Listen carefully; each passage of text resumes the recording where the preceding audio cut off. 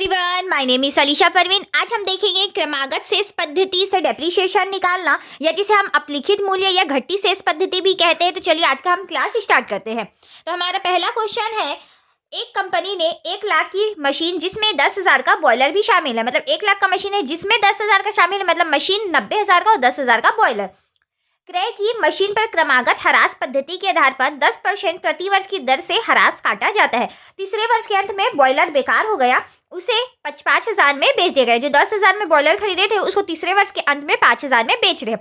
तो चलिए हम इसका सॉल्यूशन देखते हैं। तो हम यहाँ पे मशीन खाता बनाने बोला है, देख सकते हैं आप कंपनी की पुस्तकों में 3 वर्ष का मशीन खाता बनाना है। तो हमने यहाँ पे मशीनरी अकाउंट बनाया है, और मशीनरी अकाउंट जब हम मशीन या बॉयलर खरीदते हैं तो हम एंट्री क्या करेंगे, तो हमारा मशीन और बॉयलर संपत्ति है तो वो डेबिट हो जाएगा, और हमारा यहाँ पे कैश अकाउंट क्रेडिट हो जाएगा। तो हम मशीन के अकाउंट के डेबिट साइड में आए हैं, और यहाँ पे हमने लिख दिया है टू कैश अकाउंट। यहाँ पे हमने बॉयलर का अमाउंट अलग रख दिया और मशीन का अमाउंट अलग रख दिया है, तो दोनों मिला के हो गया 1 लाख रुपए। अब यहाँ पे हमारा साल भर ये यूज हुआ है, यहाँ पे डेट नहीं बोला है, तो हम ये मान के चल रहे हैं कि इस साल के शुरू में खरीदा गया और ये साल के एंड में।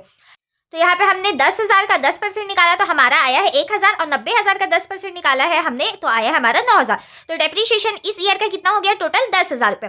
तो 10,000 से 1,000 गया तो हमारा बनेगा 9,000, और 90,000 से 9,000 गया तो बनेगा हमारा 81,000। तो मिलकर हमारा हो चुका है 90,000 रुपये। तो अब डेबिट और क्रेडिट का सेम हो चुका है।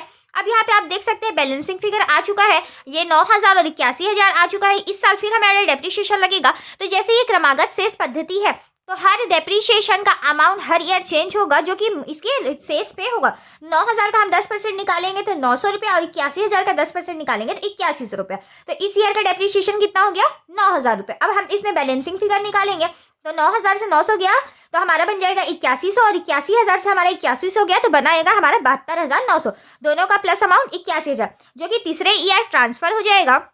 तो यहाँ पे हमारा बैलेंसिंग फिगर लाया गया है, देख सकते हैं आप। तो इस ईयर हम क्या बोल रहे हैं, इसमें क्वेश्चन में तीसरे वर्ष के अंत में बॉयलर बेकार हो रहा है और हम उसे 5,000 में बेच रहे हैं। हमारा बॉयलर का मूल्य अभी कितना हो गया, 8100। तो अंत में बेकार हो रहा है, मतलब इसमें डेप्रिसिएशन तो पूरे साल भर का लगेगा। तो 8100 का 10% 810, और 72,900 का 10% 7290। तो डेप्रिसिएशन का अमाउंट कितना हो गया, 8100 रुपये। हम उसे 5,000 में बेच रहे हैं तो हमारा एंट्री क्या हो जाएगा, बेचने से हमारे पास कैसा है तो cash account debit to machine account है। यहाँ पे हम आएंगे मशीन अकाउंट के क्रेडिट साइड आएंगे, इसी में बॉयलर इंक्लूड है तो हम यहाँ पे क्रेडिट साइड आए और बाय कैश अकाउंट लिख दिए 5,000 रुपये। अब हमें इससे प्रॉफिट हुआ कि लॉस ये निकालेंगे, तो इसके लिए हमारे नीचे भी देख सकते हैं तीसरे वर्ष बॉयलर वर्ष के अंत में बेचा गया, इसलिए डेप्रिसिएशन लगेगा।